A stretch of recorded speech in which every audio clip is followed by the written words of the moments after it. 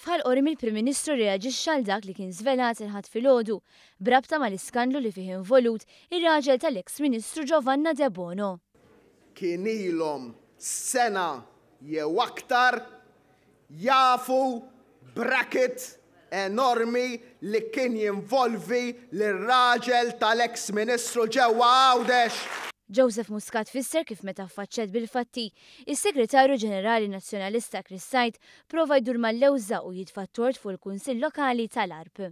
U jien ngħid kellhom iswed fuq l-abjad u nistaqsi lil-Dr. Sajt għaliex ma marx għand il-Pulizija b'din l-informazzjoni, għaliex ma marx biex jibdew l-investigazzjonijiet dwar din l-informazzjoni.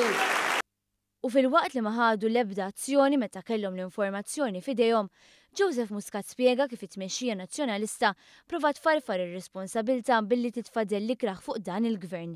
Għall-isfida li Chris Sajt għamel il-gvern biex jestendi l-investigazzjoni għal perjodu ta' wara l-elezzjoni ġenerali, il-Prim Ministru wieġeb hekk. Il-Pulizija jistgħu jinvestigaw li jridu għax m'għandna xejn x'naħbu, m'għandna xejn x'naħbu bibtijaj.